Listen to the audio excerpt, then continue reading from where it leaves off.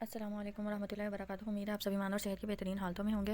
دورہ قرآن کے اس سفر میں ہم سورہ نحل پڑھ رہے تھے، تو آئیے سورہ نحل کو مکمل کرتے ہوئے پیرا نمبر 15 کا آغاز کریں گے۔ اللہ کے نام کے ساتھ آج کے دورہ قرآن کا آغاز کرتے ہیں۔ اعوذ باللہ من الشیطان الرجیم، بسم اللہ الرحمن الرحیم۔ رب اشرح لی صدری ویسر لی امری واحلل عقدۃ من لسانی یفقهوا قولی رب زدنا علما رب یسر ولا تعسر وتمم بالخیر وبک نستعین آمین الہی آمین۔ پارہ نمبر 14 میں ہم سورہ ہجر اور دیکھ چکے تھے۔ سورہ نحل کا ہم نے آدھا حصہ مکمل کر لیا ہے، تو آئیے آگے اس کو دیکھتے ہیں۔ شہد کی مکھی کے حوالے سے ہم پڑھ رہے تھے کہ اللہ نے جو شہد کی مکھی ہے اس میں غور و فکر کرنے والوں کے لیے بہت نشانیاں رکھی ہیں۔ دراصل جو شہد کی مکھی ہے اسے اس کی زندگی پہ اگر ہم غور کریں تو ہمیں بہت سے اسباق ملتے ہیں، جیسا کہ جو شہد کی مکھی ہے وہ اس کے اندر سستی اور کاہلی نہیں ہوتی۔ اگر ان کے چھتے میں کوئی ایسی مکھی ہے جو کام نہیں کرتی ہے، سستی اور کاہلی کا شکار ہے، تو اس کو مار کر باہر نکال پھینکتے ہیں۔ تو ایک تو یہ کہ وہ ہر وقت مطلب کام میں لگی ہوئی ہیں، انہیں پتہ ہے کہ انہوں نے کام کرنا ہے، سستی اور کاہلی سے وہ کام نہیں لیتی۔ اور دوسری چیز یہ کہ ان کی جو شہد کی مکھی ہے ان کی ملکہ ایک ہی ہوتی ہے۔ اگر کوئی اور شہد کی مکھی جو ہے وہ اس بات کا دعویٰ کرے کہ میں جو ہوں میں بھی ملکہ ہوں، تو وہ اس کو ایکسیپٹ نہیں کرتے اور دوسرا اس کو بھی مار دیتے ہیں، کیونکہ وہاں پہ صرف ایک ہی شہد کی مکھی جو ہے وہ ملکہ ہو سکتی ہے۔ تو دیکھیں کہ وہ اتنا چھوٹا حقیر سا جانور ہے، چھوٹا سا جانور ہے نا، تو وہ بھی اس چیز کو نہیں ایکسیپٹ کرتا کہ وہاں پہ ایک کے مطلب اس کے سوا کوئی دوسرا بھی جو ہے وہ حاکم ہو یا اس کی جو بات ہے وہ مانی جائے۔ تو ان کے اندر بھی یہ توحید کا کنسیپٹ پایا جاتا ہے۔ تو بحیثیت انسان ہم کیسے اللہ کے ساتھ شریک ٹھہرا دیتے ہیں؟ اللہ تو وہ ہے جو اس پوری کائنات کا خالق و مالک، بادشاہ، رازق، رحمان اور رحیم ہے، پھر بھی ہم اس کے ساتھ شرک کر بیٹھتے ہیں۔ تو مین جو ہمیں لیسن مل رہا ہے شہد کی مکھی سے، وہ ہمیں مل رہا ہے کہ ہم نے اللہ کے ساتھ کسی کو شریک نہیں ٹھہرانا، توحید جو ہے اس کو اپنانا اور سمجھنے کی کوشش کرنی ہے۔ اور دوسرا جو عملی سبق ہے ہمارے لیے وہ یہ ہے کہ ہم نے اپنی زندگی کا کوئی نہ کوئی مقصد بنانا ہے، اپنی زندگی کو سستی اور کاہلی میں ضائع نہیں کرنا، بلکہ اپنی زندگی کا ایک خاص مقصد بناتے ہوئے اس کے مطابق زندگی گزارنی ہے۔ آگے دیکھتے ہیں۔ اور اللہ نے تمہیں پیدا کیا، پھر وہی تمہیں وفا دیتا ہے، اور تمہیں سے کوئی نکارہ عمر تک پہنچا دیا جاتا ہے، یعنی بڑھاپے کی عمر تک۔ اور وہ عمر ایسی ہے کہ انسان جو ہے وہ بچپنے کی طرف چلا جاتا ہے۔ بچپنا بھی نہیں کہہ سکتے اس کو، مطلب وہ ایک عجیب سی اس انسان کی کیفیت ہوتی ہے کہ وہ علم کے بعد بھی کچھ نہیں جانتا۔ بے شک اللہ خوب جاننے والا، خوب قدرت والا ہے۔ اللہ نے رزق میں تمہیں سے بعض کو بعض پر فضیلت دی، پھر جن لوگوں کو فضیلت دی گئی وہ اپنا رزق ان لوگوں کی طرف نہیں لوٹانے والے جو ان کے دائیں ہاتھ کی ملکیت میں ہیں، یعنی غلام ہیں، کہ وہ اس رزق میں برابر ہو کیا، پھر وہ اللہ کی نعمتوں کے ہی منکر ہیں۔ یہاں پہ ایک اور توحید کو سمجھانے کے لیے جو ہے نا مثال دی گئی ہے، یعنی کہ جب تم اپنے غلاموں کو اتنا مال اور اسباب دنیا نہیں دینا چاہتے کہ وہ تمہارے برابر ہو جائیں، تو تم پھر اللہ کے برابر کسی انسان کو کیسے شریک ٹھہرا سکتے ہو؟ اب آپ خود دیکھیں کہ آپ کے ماتحت جو کام کر رہے ہیں، آپ کے گھر میں کوئی ملازم کام کر رہا ہے، تو کیا آپ یہ چیز پسند کریں گے کہ وہ آپ کے برابر میں آ جائے، مال میں یا حیثیت میں؟ تو کوئی بھی انسان اس چیز کو پسند نہیں کرے گا۔ جب ایک انسان ہوتے ہوئے ہم یہ چیز پسند نہیں کر سکتے، تو پھر ہم اللہ کے ساتھ ایک انسان کو کیسے شریک ٹھہرا سکتے ہیں؟ اس چیز پہ غور و فکر کرنا چاہیے۔ اور اللہ نے تمہارے لیے تمہیں میں سے بیویاں بنائی، اور اسی نے تمہارے لیے تمہاری بیویوں سے بیٹے اور پوتے بنائے، اور تمہیں پاکیزہ چیزوں سے رزق دیا، کیا پھر بھی وہ باطل پر ایمان لاتے ہیں اور اللہ کی نعمتوں کی ناشکری کرتے ہیں، اور وہ اللہ کے سوا ان کی عبادت کرتے ہیں جنہیں آسمانوں اور زمین میں ان کے لیے کسی رزق کا کوئی اختیار نہیں، اور نہ ہی وہ اس کی استطاعت رکھتے ہیں۔ چنانچہ تم اللہ کے لیے مثالیں بیان نہ کرو، بے شک اللہ جانتا ہے اور تم نہیں جانتے۔ اللہ نے مثال بیان کی ہے ایک غلام مملوک کی جو کسی چیز پر قدرت نہیں رکھتا، اور دوسرا وہ ہے جسے ہم نے اپنی طرف سے اچھا رزق دیا، چنانچہ وہ اس میں سے خفیہ اور اعلانیہ خرچ کرتا ہے، کیا وہ دونوں برابر ہیں؟ تمام حمد اللہ ہی کے لیے ہے۔ یہاں ایک اور مثال بیان کی، آپ خود اس کا جائزہ لے کر دیکھیں کہ کیا وہ دونوں برابر ہو سکتے ہیں؟ جب وہ برابر نہیں ہو سکتے تو اللہ کی برابری کرنے والا بھی اس دنیا میں کوئی نہیں، بلکہ ان کے اکثر لوگ یہ حقیقت بھی نہیں جانتے۔ اور اللہ نے دو شخصوں کی ایک اور مثال بیان کی ہے، ان میں سے ایک گونگا اور بہرا ہے، وہ کسی چیز پر قدرت نہیں رکھتا جبکہ وہ اپنے آقا پر ایک بوجھ ہے، جہاں کہیں بھی وہ اسے بھیجے وہ کوئی خیر یا اور بھلائی نہیں لاتا۔ کیا وہ شخص کے برابر ہو سکتا ہے جو عدل کا حکم دیتا ہے اور صراط مستقیم پر ہے؟ اور اللہ ہی کے پاس آسمان اور زمین کا غیب ہے، اور قیامت کا معاملہ تو بس آنکھ جھپکنے کی طرح ہے، یعنی اس سے بھی زیادہ قریب اور اس سے بھی زیادہ جلدی جو ہے وہ قیامت برپا ہو جائے گی، بلکہ اس سے بھی زیادہ قریب تر ہے۔ بے شک اللہ ہر چیز پر خوب قادر ہے۔ اور اللہ نے تمہیں تمہاری ماؤں کے پیٹوں سے اس حال میں نکالا کہ تم کچھ علم نہیں رکھتے تھے، اور اسی نے تمہارے کان، آنکھیں اور دل بنائے تاکہ تم شکر کرو۔ کیا انہوں نے پرندوں کی طرف نہیں دیکھا کہ وہ آسمانی فضا میں مسخر تابع فرما ہے؟ اللہ کے سوا انہیں فضا میں کوئی نہیں تھام رہا، بے شک ان میں ان لوگوں کے لیے البتہ نشانیاں ہیں جو ایمان لاتے ہیں۔ اور اللہ نے تمہارے لیے تمہارے گھر جائے سکونت بنائے، اور تمہارے لیے چوپاؤں کی کھالوں میں ایسے گھر خیمے بنائے جنہیں تم ہلکا سمجھتے ہو اپنے کوچ کے دن اور اپنے قیام کے دن، اور ان پیڑوں کی اون اور ان اونٹوں کی پشم سے اور ان بکریوں کے بالوں سے اور گھریلو اثاثے اور ایک مدت تک برتنے کی چیزیں بنائی، یعنی یہ سارے انعامات اللہ نے تم پر کیے ہیں۔ اور اللہ اپنی تخلیق کردہ چیزوں سے تمہارے لیے تمہارے لیے سائے بنائے، اور تمہارے لیے پہاڑ میں چھپنے کے مقام یعنی غار بنائی، اور تمہارے لیے کرتے بنائے جو تمہیں گرمی سے بچاتے ہیں، اور کرتے زرا جو تمہیں تمہاری لڑائی میں بچاتے ہیں۔ اس طرح وہ تم پر اپنی نعمتیں تمام کرتا ہے تاکہ تم مطیع ہو جائے، یعنی اتنی ساری نعمتیں دینے کے بعد اللہ صرف ہم سے یہ چاہتا ہے کہ ہم اس کی اطاعت و فرمانبرداری کریں۔ پھر اگر وہ پھریں تو آپ کے ذمہ تو صرف صاف صاف پہنچا دینا ہے۔ وہ اللہ کی نعمت کو پہچانتے ہیں پھر اس کا انکار کرتے ہیں، اور ان میں سے اکثر ناشکر ہیں۔ اور یاد کرو جس دن ہم ہر امت میں سے ایک گواہ کھڑا کریں گے، پھر انہوں نے کفر کیا، انہیں اجازت نہیں دی جائے گی اور نہ ان سے توبہ ہی کا مطالبہ کیا جائے گا۔ اور جن لوگوں نے ظلم کیا جب وہ عذاب دیکھ لیں گے، نہ تو ان کے عذاب میں تخفیف کی جائے گی اور نہ ہی ان کو ڈھیل دی جائے گی۔ اور جن لوگوں نے شرک کیا جب وہ اپنے خود ساختہ شریکوں کو دیکھیں گے تو کہیں گے اے ہمارے رب، ہمارے شریک ہیں جنہیں ہم تیرے سوا پکارتے تھے، تب وہ شریک ان کی بات ان کی طرف پھینک مانیں گے اور کہیں گے بلا شبہ تو یقیناً جھوٹے ہو۔ اور اس دن وہ اللہ کے حضور اپنی فرمانبرداری کی आर्जी पेश करेंगे और उनमें से वो सब कुछ गुम हो जाएगा जो वो झूठ गढ़ते थे, जिन्होंने कुफर किया और लोगों को अल्लाह की राह से रोका। हम इन्हें अदाब पर अदाब देंगे इसलिए कि वो फसाद करते थे। और नबी याद करो जिस दिन हम हर उम्मत में उन्हीं में से एक गवाह खड़ा करेंगे और आपको उन लोगों पर गवाह लाएंगे और हमने आप पर हर चीज़ खोलकर बयान करने वाली ये किताब नाजिल की है जो मुसलमानों की हदायत, रहमत और खुशखबरी है। बेशक अल्लाह अदल और एहसान और कराबतदारों को इमदाद देने का हुक्म देता है और वो बेहयाई, बुरे कामों और जुल्म ज़्यादती से मना करता है। वो तुम्हें नसीहत करता है ताकि तुम नसीहत पकड़ो और अल्लाह का अहद पूरा करो जब तुम आपस में अहद कर लो और कस्में पक्की करने के बाद ना तोड़ो जबकि तुमने अल्लाह को अपना कफील बनाया हो। बेशक अल्लाह जानता है जो तुम करते हो। और तुम उस औरत की तरह ना हो जाओ जिसने अपना सूत मेहनत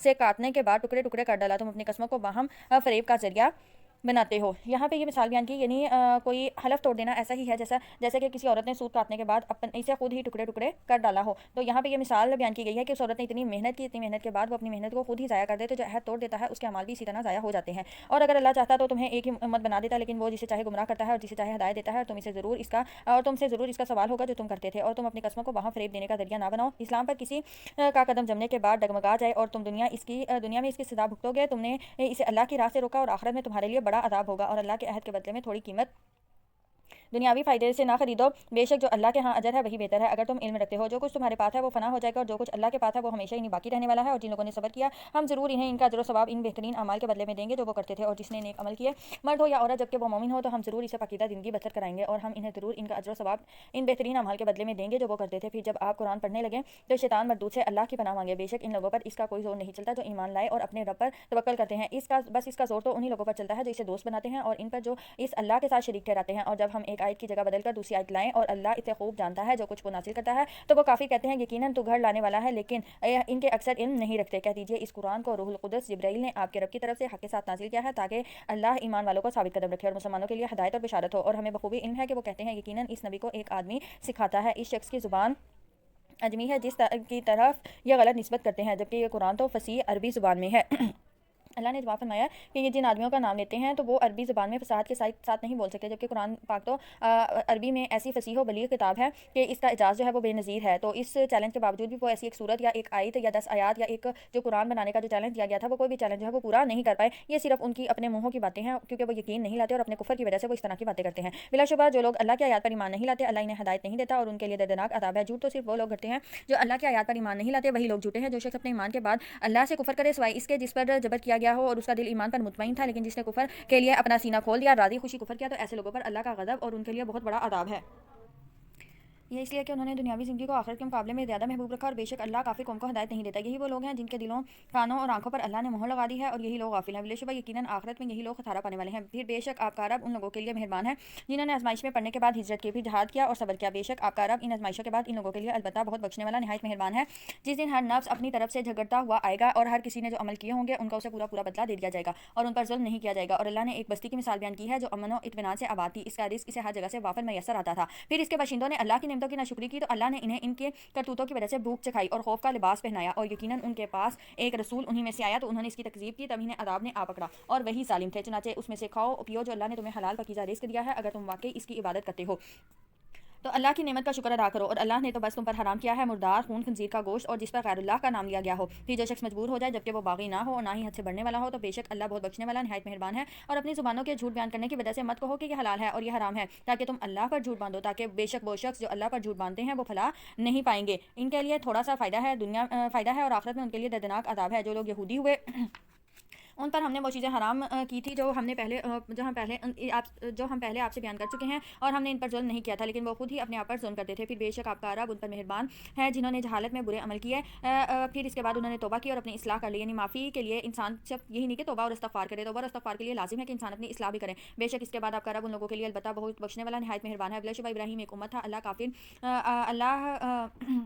का फरमाबरदार और उसकी तरफ यकसू और वो मुशरिकों में से ना था और अल्लाह की नेमतों का शुक्र करने वाला। अल्लाह ने इसे चुन लिया, इसको सिरात मुस्तकीम की तरफ हिदायत दी और हमने इसे दुनिया में भी भलाई दी और बिलाशुबा वो आखिरत में भी ज़रूर सालिहीन में से होगा। नबी फिर हमने आपकी तरफ वही की कि मिलत इब्राहीम की इत्तबा करने जो अल्लाह की तरफ यकसू था और वो मुशरिकों में से ना था। हफ्ते के दिन की ताज़ीम को तो सिर्फ उन लोगों पर ज़रूरी करार दिया गया था जिन्होंने इसमें इख्तलाफ किया और बेशक आपका रब इनके माबेन क़यामत के दिन इस अमर का फैसला करेगा जिसमें वो इख्तलाफ करते थे। नबी आप अपने रब के रास्ते की हिकमत और अच्छे वाज के साथ दावत दीजिए और उनसे ऐसा तरीके से बहस कीजिए। बेशक आपका रब ही उस शख्स को खूब जानता है जो اس کی راہ سے بھٹکا اور وہی وہ ہدایت پانے والوں کو خوب جانتا ہے۔ اگر تم بدلہ لو تو اتنا ہی بدلہ لو جتنی تمہیں تکلیف دی گئی ہے، اور اگر تم صبر کرو تو وہ صابرین کے لیے بہت بہتر ہے۔ یعنی اگر کسی نے آپ کے ساتھ زیادتی کی ہے تو آپ اتنا ہی بدلہ لے سکتے ہیں جتنی آپ پہ زیادتی کی گئی ہے، جتنی آپ کو تکلیف دی گئی اس سے زیادہ جو ہے وہ پھر زیادتی کے زمرے میں آئے گا، لیکن اگر معاف کر دو اور صبر کرو تو وہ زیادہ بہتر ہے۔ اور نبی آپ صبر کریں، آپ کا صبر کرنا بھی اللہ ہی کی توفیق سے ہے، اور ان کفار پر غم نہ کھائیں اور نہ آپ اس پر تنگی میں مبتلا ہوں جو وہ مکر سازشیں کرتے ہیں۔ بلا شبہ اللہ ان کے ساتھ ہے جنہوں نے پرہیزگاری کی اور وہ احسان کرتے ہوں۔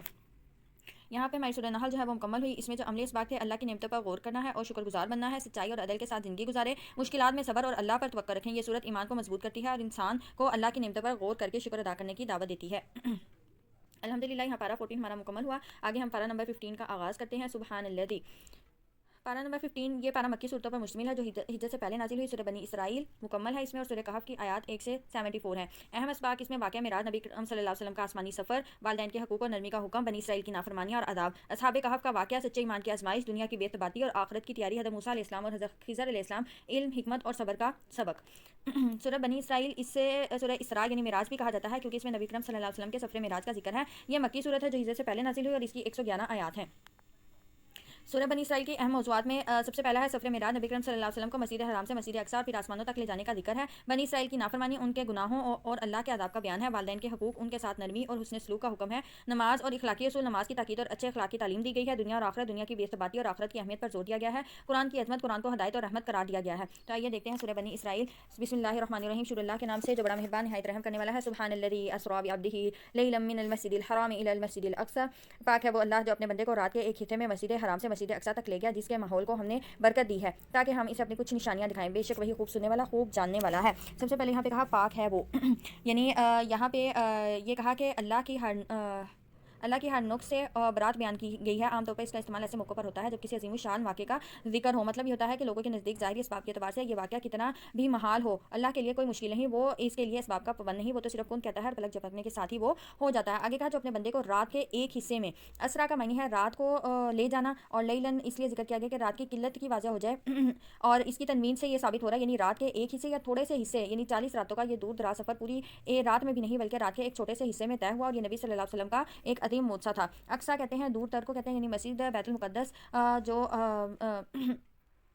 فلسطین میں واقع ہے۔ مکہ سے القدس یعنی بیت المقدس کی مسافت جو تھی وہ 40 دن کی ہے۔ اس اعتبار سے مسجد حرام کے مقابلے میں بیت المقدس کو مسجد اقصی یعنی دور تر مسجد کہا گیا ہے۔ یہ علاقہ قدرتی نہروں و پھلوں کی کثرت اور انبیاء کا مسکن و مدفن ہونے کے لحاظ سے ممتاز ہے، اس لیے اسے بابرکت قرار دیا گیا۔ یہ اس کا مقصد ہے کہ تاکہ ہم اپنے بندے کو عجائبات اور آیات کبریٰ دکھائیں، جن میں سے ایک آیت اور معجزہ یہ سفر بھی ہے کہ اتنا لمبا سفر رات کے قلیل حصے میں ہو گیا۔ نبی کریم صلی اللہ علیہ وسلم کو جو معراج ہوئی یعنی آسمانوں پر لے جایا گیا، وہاں مختلف آسمانوں پر انبیاء سے ملاقاتیں ہوئی، اور سدرۃ المنتہا پر جو عرش کے نیچے 7ویں آسمان پر ہے، اللہ تعالیٰ نے وحی کے ذریعے سے نماز اور دیگر چیزیں عطا کی، جس کی تفصیلات صحیح احادیث میں بیان ہوئی ہیں، اور صحابہ و تابعین سے لے کر آج تک امت کے تمام علماء اور فقہا اس بات کے قائل چلے آ رہے ہیں کہ یہ معراج حالت بیداری میں ہوئی۔ یہ خواب یا روحانی سیر یا مشاہدہ نہیں بلکہ حالت بیداری کا مشاہدہ ہے جو اللہ نے اپنی قدرت کاملہ سے اپنے پیغمبر کو کرایا۔ اس معراج کے 2 حصے ہیں۔ پہلا حصہ اسراء کہلاتا ہے جس کا ذکر یہاں کی بیان کیا گیا ہے، جو مسجد حرام سے مسجد اقصی تک کے سفر کا نام ہے، اور یہاں پہنچنے کے بعد نبی صلی اللہ علیہ وسلم نے تمام انبیاء کی امامت فرمائی۔ بیت المقدس سے پھر آپ کو آسمانوں پر لے جایا گیا۔ یہ اس سفر کا دوسرا حصہ ہے جسے معراج کہا جاتا ہے۔ اس کا تذکرہ سورہ نجم میں کیا گیا ہے اور باقی تفصیلات احادیث میں بھی بیان کی گئی ہیں۔ عام طور پر اس پورے سفر کو معراج سے ہی تعبیر کیا جاتا ہے۔ معراج سیڑھی کو کہتے ہیں، نبی صلی اللہ علیہ وسلم کی زبان مبارک سے نکلے ہوئے الفاظ ہیں، عُرِجَ بِی الی السماء، مجھے آسمان پر چڑھایا گیا سے ماخوذ ہیں، کیونکہ اس سفر کا یہ دوسرا حصہ پہلے سے بھی زیادہ اہم اور عظیم الشان ہے، اس لیے معراج کا لفظ ہی زیادہ مشہور ہو گیا۔ اس کی تاریخ میں اختلاف ہے، تاہم اس میں اتفاق یہ ہے کہ ہجرت سے قبل کا واقعہ ہے۔ بعض کہتے ہیں کہ 1 سال قبل اور بعض کہتے ہیں کہ کئی سال قبل یہ واقعہ پیش ہے۔ اس طرح مہینے اور تاریخ میں اختلاف ہے، کوئی ربیع الاول کی 17 یا 27 کو، کوئی رجب کی 27 اور بعض کوئی اور مہینہ اس کی تاریخ میں بتلاتے ہیں، لیکن معراج یقینی ہے قبل از ہجرت ہوئی، لیکن مہینے کی تعین جو ہے وہ ثابت نہیں۔ لیکن زیادہ یہ کہا جاتا ہے کہ رجب کے مہینے میں جو یہ واقعہ معراج تھا یہ پیش آیا تھا، لیکن اس کو فکس کر لینا کہ 27 رجب کو ہی یہ پیش آیا تھا تو ایسا نہیں تھا۔ معراج ہوئی ضرور ہے، لیکن اس کی تاریخ اور اس کا مہینہ کون سا تھا اس کا تعین کہیں پہ بھی نہیں کیا گیا، اور اس میں جو لوگ رات کو جاگتے ہیں اور نوافل ادا کرتے ہیں 27 رجب کو، تو اس کا ہمیں کسی بھی صحیح احادیث سے صحیح سند سے کوئی بھی حوالہ نہیں ملتا۔ تو یہ معراج کا واقعہ تھا جس میں آپ صلی اللہ علیہ وسلم کو آسمان نے دنیا پر لے جایا گیا اور وہاں پر اللہ سے ملاقات ہوئی، نمازوں کا تحفہ دیا گیا۔ تو اگر معراج پہ کوئی یقین رکھتا ہے تو اس کے لیے لازم ہے کہ وہ نمازوں کو پابندی سے پکڑے، جو 50 نمازوں کا تحفہ دیا گیا تھا، اور آپ صلی اللہ علیہ وسلم کے کہنے پر اور درخواست کرنے پر اللہ سبحانہ و تعالیٰ نے وہ 50 نمازیں کم کر کے 5 نمازیں کر دی۔ تو اب انسان کو چاہیے کہ وہ ان 5 نمازوں کو پابندی سے پکڑے اور پابندی سے ان کو سنت کے مطابق پورا کرے۔ اس کے علاوہ آپ صلی اللہ علیہ وسلم کو بہت سی اور بھی نشانیاں دکھائی گئی اور انبیاء کرام سے ملاقات ہوئی اور اس کے علاوہ انبیاء کرام کی جو امامت ہے وہ بھی کروائی گئی. تو یہ معراج ایک آپ صلی اللہ علیہ وسلم کا خاصہ ہے, آپ صلی اللہ علیہ وسلم کا ایک عظیم معجزہ ہے. بے شک وہی خوب سننے والا خوب دیکھنے والا ہے. اور ہم نے موسیٰ کو کتاب تورات دی اور ہم نے اسے بنی اسرائیل کے لیے ہدایت بنایا اور انہیں حکم دیا کہ تم میرے سوا کسی کو کارساز نہ ٹھہراؤ. ان لوگوں کی اولاد جنہیں ہم نے نوح کے ساتھ کشتی میں سوار کیا تھا, بے شک وہ شکر گزار بندہ تھا. اور ہم نے بنی اسرائیل کو کتاب تورات میں فیصلہ سنا دیا کہ تم زمین میں ضرور دوبارہ فساد ضرور کرو گے اور ضرور بہت بڑی سرکشی کرو گے. پھر جب دونوں میں سے پہلا وعدہ آیا تو ہم نے ان پر سخت جنگجو بندے بھیج دیے, چنانچہ وہ فساد انگیزی کے لیے شہروں کے درمیان گھس گئے اور یہ وعدہ پورا ہو گیا تھا. یہ وعدہ پورا کیا ہوا تھا. پھر ہم نے پھیر کر تمہیں ان میں غلبہ دیا اور تمہیں مال اور بیٹوں کے ساتھ مدد دی اور ہم نے تمہیں نفری میں خوب زیادہ کر دیا. اگر تم بھلائی کرو گے تو اپنے ہی نفس کے لیے کرو گے اور اگر برائی کرو گے تو وہ بھی اپنے ہی لیے ہوگی. پھر جب آخری بار کا وعدہ آیا تو ایک اور قوم تم پر غالب آئی تاکہ وہ تمہارے چہرے بگاڑ دے اور مسجد اقصیٰ میں داخل ہو جائیں جیسے پہلی بار اس میں داخل ہوئے تھے, اور تاکہ وہ جس پر غلبہ پائیں اسے یکسر تباہ کر دیں. یہ دوسری مرتبہ انہوں نے فساد برپا کیا کہ ذکر علیہ السلام کو قتل کر دیا. عیسیٰ علیہ السلام کو قتل کرنے کے در پہ تھے جنہیں اللہ تعالیٰ نے زندہ آسمان پر اٹھا لیا اور ان سے بچا لیا. اس نتیجے میں پھر رومی بادشاہ ٹیٹس کو اللہ نے ان پر مسلط کر دیا اور اس نے یروشلم پر حملہ کر کے ان کشتیوں کے پشتے لگا دیے اور بہت سو کو قیدی بنا لیا اور یہ ہمیشہ بیت المقدس سے جلا وطن کر دیا گیا. اس طرح ذلت اور رسوائی جو تھی وہ ان کا خوب سامان بن گئی اور یہ تباہی ان کے اعمال کی وجہ سے ان پر آئی تھی. یعنی ان کا سب کچھ جو تھا وہ لٹ گیا تھا. ان کے مذہبی صحیفے پاؤں تلے رون دیے گئے تھے. بیت المقدس ہیکل سلیمانی کو تاراج کیا تو اور بیت المقدس ان کے لیے جلا وطن کر دی گئی. تو یہ ان کی جو نافرمانیاں تھی اس کی وجہ سے دوبارہ انہیں یہ تباہی کا سامنا کرنا پڑا. قریب ہے کہ تمہارا رب تم پر رحم کرے اور تم پھر دوبارہ سرکشی کرو گے تو ہم بھی دوبارہ وہی معاملہ کریں گے اور ہم نے جہنم کو کافروں کے لیے قید خانہ بنا رکھا ہے.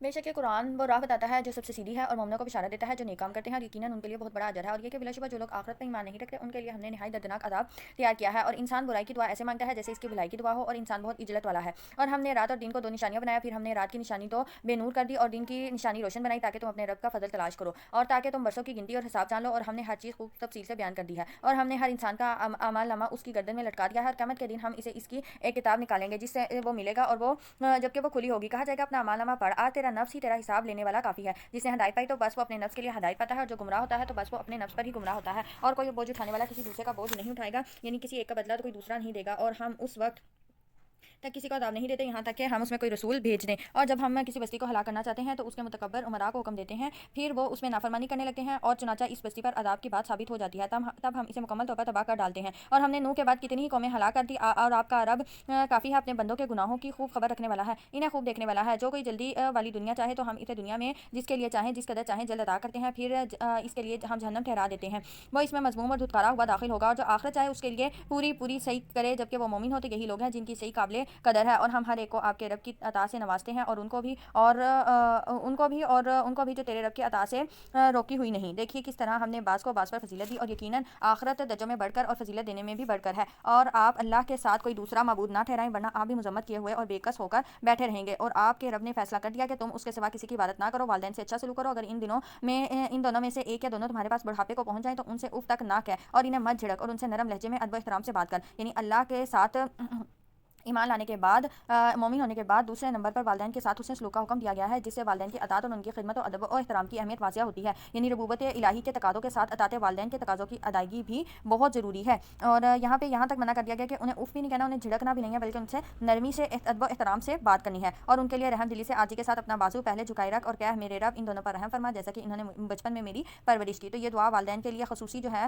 ہمیں کرنی چاہیے, رب ارحمہما کما ربیانی صغیرا, کیونکہ ہمیں اتنا بڑا کرنے میں, ہمیں علم دینے میں اور ہمیں اللہ کی راہ پر چلانے میں ہمارے والدین کا سب سے بڑا کردار ہوتا ہے. تو ہمارا بھی یہ فرض ہے کہ ہم ان کے لیے عاجزی اختیار کریں, ان کے ساتھ نرمی والا معاملہ کریں اور ان کے لیے خاص اللہ سے یہ رحم کی دعا کریں. تمہارا رب خوب جانتا ہے جو کچھ تمہارے نفسوں میں ہے. اگر تم صالح ہوگے تو بے شک وہ بلا شبہ وہ اپنی طرف رجوع کرنے والوں کو بہت بخشنے والا ہے. اور قرابت دار کو اس کا حق دے اور مسکین اور مسافر کو بھی, اور فضول خرچی سے مال نہ اڑا. یہاں سب سے پہلے قرابت دار کو حق دینے کی بات کی گئی ہے کہ آپ کے جو قرابت داروں کا حق ہے انہیں وہ لازمی دو. انسان کے لیے مشکل ہوتا ہے اپنے رشتہ داروں پہ خرچ کرنا, اس لیے یہاں پہ سب سے پہلے قرابت داروں کا ذکر کیا گیا. بے شک فضول خرچ شیطان شیاطین کے بھائی ہیں اور شیطان اپنے رب کا سخت ناشکرا ہے، اور اگر تو اپنے رب کی رحمت تلاش کرنے کے لیے جس کی تو امید رکھتا ہے عزیز و اقارب سے اراض ہی کرے تو ان سے ایسی بات کہے جس میں آسانی ہو، اور اپنا ہاتھ اپنی گردن کے ساتھ بندھا نہ رکھ اور نہ اسے پوری طرح کھول دے کہ پھر ملامت زدہ تھکا ہارا ہو کر بیٹھ رہے۔ بلا شبہ آپ کا رب جس کے لیے چاہے رزق کھول دیتا ہے اور تنگ بھی کر دیتا ہے، اور بے شک وہ اپنے بندوں کو کی خوب خبر رکھنے والا ہے اور خوب دیکھنے والا ہے۔ تم اپنی اولاد کو غریبی کے قتل سے ڈر نہ کرو، غریبی کے ڈر سے قتل نہ کرو اور نہ کرو، ہم انہیں بھی رزق دیتے ہیں اور تمہیں بھی، بے شک ان کا قتل کبیرہ گناہ ہے، اور تم زنا کے قریب مت جاؤ، یقیناً وہ بے حیائی اور بری راہ ہے، اور تم اس جان کو قتل نہ کرو جسے اللہ نے حرام کیا ہے سوائے حق کے، یعنی جس کو حق کے ساتھ قتل کرنا جائز ہے صرف تم اسی کو حق کے ساتھ قتل کرو۔ حق کے ساتھ قتل کرنے کا مطلب ہے قصاص میں قتل کرنا، جس کو انسانی معاشرے کی زندگی اور امن و سکون کے باعث قرار دیا گیا ہے۔ اسی طرح شادی شدہ زانی اور مرتد کو قتل کرنا بھی حق کے ساتھ قتل کرنا ہے، اور تو ان 4 صورتوں میں جو قتل ہے وہ جائز ہے، اور جو ظلم سے قتل کیا جائے تو ہم نے اس کے وارث کو غلبہ دیا ہے، چنانچہ وہ قتل قصاص میں زیادتی نہ کرے، بے شک وہ مدد کیا ہوا ہے، اور تم یتیم کے مال کے قریب نہ جاؤ سوائے اس کے جو احسن طریقہ ہو، حتیٰ کہ وہ اپنی جوانی کو پہنچ جائے، اور تم عہد پورا کرو، بے شک عہد کے بارے میں سوال کیا جائے گا، اور جب تم ماپ کر دو تو ماپ پورا کرو اور سیدھی ترازو سے تولو، اور بہترین اور انجام کے لحاظ سے بہت اچھا ہے، اور جس بات کا آپ کو علم ہی نہیں اس کے پیچھے نہ لگے، بے شک کان آنکھ دل ان میں سے ہر ایک کے بارے میں سوال کیا جائے گا، یعنی جس بات کا تمہیں نہیں پتا اس کے بارے میں تم کوئی ایسی بات نہ کرو جو غلط ہو جائے، کیونکہ تمہارے آنکھ کان اور دل جو بھی تمہارے اعضاء کر رہے ہیں ان کے بارے میں تم سے پوچھا جائے گا۔ اور زمین پر اکڑ کر مت چلو، بلا شبہ تو نہ تو کبھی زمین پھاڑ سکتا ہے اور نہ کبھی لمبائی میں پہاڑوں تک پہنچ سکتا ہے، اور یہ مذکورہ کام ان کی برائی آپ کے رب کے نزدیک ناپسندیدہ ہے۔ یہ وہ حکمت کی باتیں ہیں جو آپ کے رب نے آپ کی طرف وحی کی ہیں، اور اللہ کے ساتھ کوئی معبود نہ ٹھہراؤ اور نہ جہنم میں، ورنہ جہنم میں ملامت زدہ دھتکارے ہوئے ڈالے جاؤ گے۔ کیا پھر تمہارے رب نے تمہیں بیٹوں کے لیے چن لیا ہے اور اپنے لیے فرشتوں میں سے بیٹیاں بنا لی ہیں؟ بلا شبہ تم بہت بڑی نازیبا اور خطرناک بات کہتے ہو، اور ہم نے قرآن میں پھیر پھیر کر حقائق کو بیان کیا ہے تاکہ وہ نصیحت پکڑیں، لیکن یہ چیز ان کو نفرت میں ہی زیادہ کرتی ہے۔ کہہ دیجئے اگر اس کے ساتھ اور معبود ہوتے جیسا کہ وہ مشرک کہتے ہیں تو صاحب عرش یعنی اللہ تک پہنچنے کے لیے ضرور کوئی اور راہ تلاش کرتے، وہ پاک ہے اور وہ مشرک جو کہتے ہیں اس سے کہیں زیادہ اعلیٰ اور بلند تر ہے۔ ساتوں آسمانوں میں اور زمین میں جو کچھ ان میں ہے اس اللہ کی تسبیح کرتے ہیں، اور کوئی چیز ایسی نہیں جو اس کی حمد کے ساتھ تسبیح نہ کرتی ہو، لیکن تم اس کی تسبیح کو نہیں سمجھتے، بے شک وہ نہایت حوصلے والا بہت بخشنے والا ہے۔ اور جب آپ قرآن پڑھیں تو قرآن پڑھتے ہیں تو ہم اس کو اور ان لوگوں کے درمیان جو آخرت پر ایمان نہیں لاتے ایک مخفی پردہ ڈال دیتے ہیں، اور ہم نے ان کے دلوں پر پردے ڈال رکھے ہیں اس سے کہ وہ اسے سمجھیں، اور ان کے کانوں میں گرانی ڈال دیتے ہیں۔ اور جب آپ قرآن میں اپنے اکیلے رب کا ذکر کرتے ہیں تو ان کی نفرت سے اپنی پیٹھوں کے بل پھر جاتے ہیں۔ ہم خوب جانتے ہیں جس غرض سے وہ اس قرآن کو سنتے ہیں، جب وہ آپ کی طرف کان لگاتے ہیں اور وہ خفیہ مشورے کرتے ہیں، تب بھی جبکہ ظالم کہتے ہیں جس کی اتباع کرتے ہو تو وہ تو جادو مارا شخص ہے۔ دیکھیے انہوں نے آپ کے لیے کس طرح سے مثالیں بیان کی، وہ گمراہ ہو گئے لہٰذا وہ راستہ نہیں پا سکتے، اور انہوں نے کہا کیا جب ہم ہڈیاں اور چورا ہو جائیں گے تو کیا ہم دوبارہ نئی پیدائش کر کے اٹھائے جانے والے ہیں؟ کہیے تم پتھر ہو یا لوہا ہو جاؤ یا کوئی اور مخلوق تمہارے سینوں میں بڑی معلوم ہوتی ہے، یعنی تم کسی ایسی چیز کو اپنے دل میں خیال کرو اور اس کی تخلیق کو تم خیال میں کرو جو تمہاری نظر میں بہت بڑی اور مشکل ہے، پھر وہ کہیں کون ہمیں دوبارہ لوٹائے گا؟ کہیے وہی ہے جس نے تمہیں پہلی بار پیدا کیا، پھر وہی اس کی طرف تعجب سے اپنے سر ہلائیں گے، کہیں گے وہ کب ہوگا؟ کہہ دیجیے امید ہے کہ وہ قریب ہو، جس دن وہ اللہ تمہیں بلائے گا، وہ تو تم اس کی حمد کرتے ہوئے تعمیل ارشاد کرو گے اور تم خیال کرو گے کہ بس تھوڑا ہی عرصہ اس دنیا میں ٹھہرے ہو، اور میرے بندوں سے کہہ دیجیے کہ وہ بات کہیں جو احسن ہو، بے شک شیطان ان کے درمیان فساد ڈالتا ہے، بلا شبہ شیطان انسانوں کا کھلا دشمن ہے۔ تمہارا رب تمہیں بہتر جانتا ہے، اگر وہ چاہے تو تم پر رحم کرے اور اگر چاہے تو تمہیں عذاب دے، اور ہم نے آپ کو ان پر ذمہ دار بنا کر نہیں بھیجا، یعنی آپ کا کام صرف ہدایت پہنچا دینا ہے، ہدایت پر عمل آپ نہیں کروا سکتے، اور آپ کا رب انہیں خوب جانتا ہے جو آسمانوں اور زمین میں ہے، اور یقیناً ہم نے بعض نبیوں کو بعض پر فضیلت دی، اور ہم نے داؤد کو زبور دی۔ کہہ دیجئے انہیں پکارو جنہیں تم اس کے سوا معبود سمجھتے ہو، نہ تو وہ تم میں سے کسی تکلیف کو ہٹانے کا کوئی اختیار رکھتے ہیں اور نہ ہی اسے بدلنے کا، جنہیں مشرک لوگ پکارتے ہیں وہ تو خود اپنے رب کے پہنچنے کا وسیلہ ڈھونڈتے ہیں کہ ان میں سے کون اللہ سے قریب تر ہو سکتا ہے، اور وہ اس کی رحمت کی امید رکھتے ہیں اور اس کے عذاب سے ڈرتے ہیں۔ بلا شبہ آپ کے رب کا عذاب ڈرنے کی چیز ہے، اور کوئی بستی ایسی نہیں جسے ہم یوم قیامت سے پہلے ہلاک نہ کریں یا اسے شدید عذاب نہ دیں گے۔ کتاب لوح محفوظ میں لکھا ہوا ہے، اور ہمیں نشانیاں بھیجنے سے صرف اس چیز نے روکا کہ پہلے لوگوں نے ان کو جھٹلایا، اور ہم نے سمود کو ایک اونٹنی بطور واضح نشانی دی تھی، پھر انہوں نے اس پر ظلم کیا، اور ہم نے تو صرف ڈرانے کے لیے نشانیاں بھیجتے ہیں۔ یاد کریں جب ہم نے آپ سے کہا بے شک آپ کے رب نے لوگوں کا احاطہ کر رکھا ہے، اور ہم نے آپ کو معراج میں جو مشاہدہ کرایا اسے لوگوں کے لیے بس ایک آزمائش ہی بنایا ہے، اور اس درخت زقوم کو بھی جس پر قرآن میں لعنت کی گئی ہے، اور ہم انہیں ڈراتے ہیں، اور یہ ڈرانا تو بڑی سرکشی ان کی بڑی سرکشی ہی کو زیادہ کرتا ہے۔ یعنی یہ لوگ اللہ کے غلبہ و تصرف میں ہیں، جو اللہ چاہے گا وہی ہوگا، اور جو وہ چاہیں گے، یعنی مراد یہاں اہل مکہ ہیں کہ وہ اللہ کے زیر اقتدار ہیں۔ آپ بے خوفی سے تبلیغ کرتے جائیں، وہ آپ کا کچھ نہیں بگاڑ سکتے۔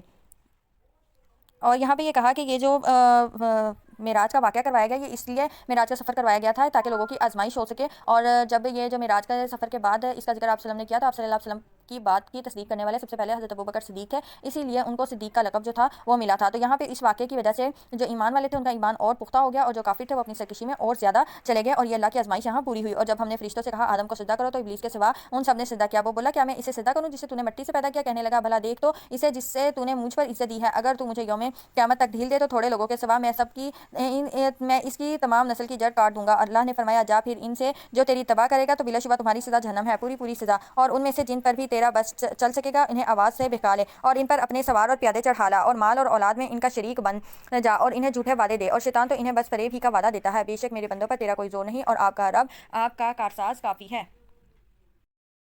تمہارا رب تو وہی ہے جو تمہارے لیے سمندر میں کشتی چلاتا ہے تاکہ تم اس کے فضل سے تلاش کرو، بے شک وہ تم پر بڑا رحم کرنے والا ہے۔ اور جب سمندر میں تمہیں کوئی تکلیف پہنچے تو وہ جنہیں تم اس اللہ کے سوا پکارتے ہو گم جاتے ہیں، پھر جب اللہ تمہیں خشکی کی طرف نجات دیتا ہے تو تم منہ موڑ لیتے ہو، اور انسان بڑا ہی ناشکرا ہے۔ کیا پھر تم اس سے بے خوف ہو گئے ہو کہ وہ تمہیں خشکی کی جانب زمین میں دھنسا دے یا تم پر سنگریزوں والی سخت آندھی بھیج دے، پھر تم اپنے لیے کوئی کارساز نہ پا سکو؟ کیا تم بے خوف ہو گئے ہو کہ وہ تمہیں دوبارہ اس سمندر میں لوٹا دے، پھر تم پر توڑ دینے والی طوفانی ہوا بھیجے تو تمہارے کفر کے سبب تمہیں غرق کر دے، پھر تم اپنے لیے ہمارے خلاف اس پر کوئی ہمارا پیچھا کرنے والا بھی نہ پاؤ؟ اور بلا شبہ یقیناً ہم نے بنی آدم کو عزت دی ہے اور انہیں بحروں بھر میں سواریاں دی ہیں اور انہیں پاکیزہ چیزوں میں سے رزق دیا اور انہیں اپنی کثیر مخلوقات پر جنہیں ہم نے پیدا کیا فضیلت دی ہے۔ جس دن ہم تمام انسانوں کو ان کے امام کے ساتھ بلائیں گے، پھر جسے اس کا اعمال نامہ اس کے دائیں ہاتھ میں دیا گیا تو وہ اپنا اعمال نامہ پڑھیں گے اور ان پر گٹھلی کے دھاگے کے برابر بھی ظلم نہ کیا جائے گا، اور جو اس دنیا میں اندھا رہا وہ آخرت میں بھی اندھا اور راہ سے بہت زیادہ بھٹکا ہوا رہے گا۔ اور بلا شبہ قریب تھا کہ ہم نے آپ کی طرف جو وحی کی ہے کافر آپ کو اس سے پھسلا دیتے تاکہ آپ ہم پر اس کے علاوہ کچھ اور گڑ لیں، اور تب وہ ضرور آپ کو اپنا ولی دوست بنا لیتے، اور اگر ہم آپ کو ثابت قدم نہ رکھتے تو بلا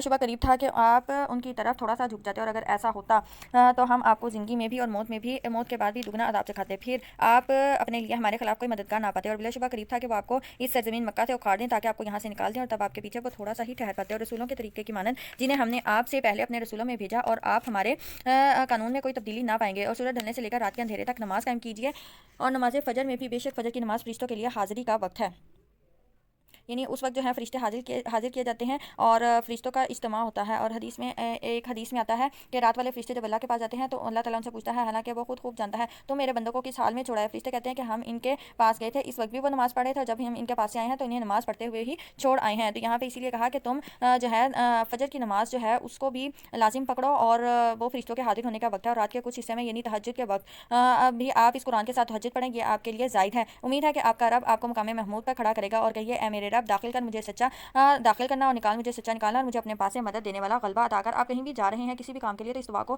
لازمی پڑھا کریں، ربی ادخلنی مدخل صدق واخرجنی مخرج صدق واجعل لی من لدنک سلطانا نصیرا۔ اور یہ اللہ کی مدد کی بہترین جو ہے چیز ہے کہ آپ اس دعا کے ساتھ اللہ کی مدد حاصل کرتے ہوئے اپنے اس کام کے لیے جائیں، اور کہیے حق آ گیا اور باطل مٹ گیا، بے شک باطل تو مٹنے ہی والا ہے، اور ہم قرآن میں سے جو نازل کرتے ہیں وہ مومنوں کے لیے شفا اور رحمت ہے، اور وہ ظالموں کو خسارے میں ہی زیادہ کرتا ہے۔ اور جب ہم انسان پر انعام کریں تو وہ منہ موڑ لیتا ہے اور اپنا پہلو دور کر لیتا ہے، اور جب اسے تکلیف پہنچے تو وہ بہت مایوس ہو جاتا ہے۔ کہہ دیجیے ہر کوئی اپنے طریقے پر عمل کرتا ہے، چنانچہ تمہارا رب خوب جانتا ہے کہ کون زیادہ سیدھے راستے پر ہے۔ اور وہ آپ سے روح کے متعلق سوال کرتے ہیں کہ یہ روح میرے رب کے حکم سے ہے، اور تمہیں تو بہت ہی تھوڑا علم دیا گیا ہے، اور البتہ اگر ہم چاہیں تو ضرور اسے لے جائیں، اور جو کچھ ہم نے آپ کی طرف وحی کی ہے پھر آپ ہمارے مقابلے میں کوئی اپنا حمایتی نہ پائیں گے سوائے آپ کے رب کی رحمت کے، بے شک آپ پر اس کا فضل بہت زیادہ ہے۔ اور کہہ دیجیے البتہ اگر تمام انسان اور جن اس بات پر جمع ہو جائیں کہ اس قرآن کی مثل لائیں تو وہ اس کی مثل نہ لا سکیں گے، اگرچہ وہ ایک دوسرے کے مددگار بھی بن جائیں۔ اور بلا شبہ ہم نے اس قرآن میں لوگوں کے لیے ہر مثال پھیر پھیر کر بیان کی ہے، پھر بھی اکثر لوگوں نے انکار کیا مگر کفر کرنے سے انکار نہیں کیا۔ وہ بولے ہم تجھ پر ہرگز ایمان نہیں لائیں گے یہاں تک کہ تو ہمارے لیے زمین سے چشمہ جاری کر دے، یا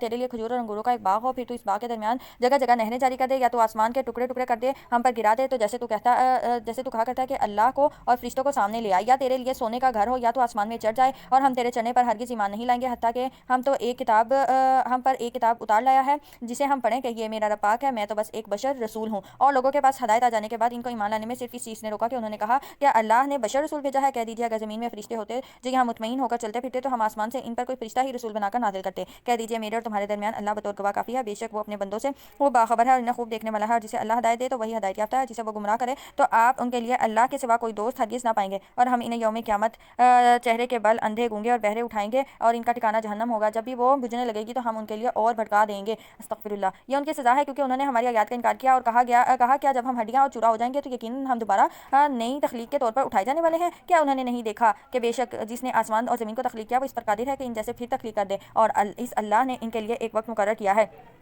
جس میں کوئی شک نہیں۔ پھر ان ظالموں نے انکار کیا مگر کفر کرنے سے انکار نہ کیا۔ کہہ دیجیے اگر تم میرے رب کی رحمت کے خزانوں کے مالک ہوتے تو اس وقت تم انہیں خرچ ہو جانے کے ڈر سے ضرور روک لیتے، اور انسان نہایت ہی بخیل ہے۔ اور ہم نے موسیٰ کو انوکھی نشانیاں دی، چنانچہ آپ بنی اسرائیل سے پوچھیں جب وہ ان کے پاس آیا تو فرعون نے ان سے کہا اے موسیٰ تو بے شک میں تجھے سحر زدہ سمجھتا ہوں۔ اور اس موسیٰ نے کہا تو یقیناً جان چکا ہے کہ یہ چیزیں آسمانوں اور زمین کے رب نے ہی واضح دلائل بنا کر غور کرنے کے لیے نازل کی ہیں، اور اے فرعون میں تجھے ہلاک کیا ہوا سمجھتا ہوں۔ پھر اس فرعون نے ارادہ کیا کہ انہیں زمین سے اکھاڑ دے، تو ہم نے اسے اور اس کے سب ساتھیوں کو غرق کر دیا۔ اور اس کے بعد ہم نے بنی اسرائیل سے کہا کہ اس زمین میں رہو، پھر جب آخرت کا وعدہ آئے گا تو ہم تم سب کو سمیٹ لائیں گے۔ اور ہم نے اس قرآن کو حق کے ساتھ ہی نازل کیا، اور یہ حق ہی کے ساتھ نازل ہوا، اور ہم نے آپ کو صرف بشارت دینے والا اور ڈرانے والا بنا کر بھیجا ہے، اور قرآن کو ہم نے جدا جدا کر کے نازل کیا تاکہ آپ اسے لوگوں کو ٹھہر ٹھہر کر سنائیں، اور ہم نے اسے بتدریج ہی نازل کیا ہے۔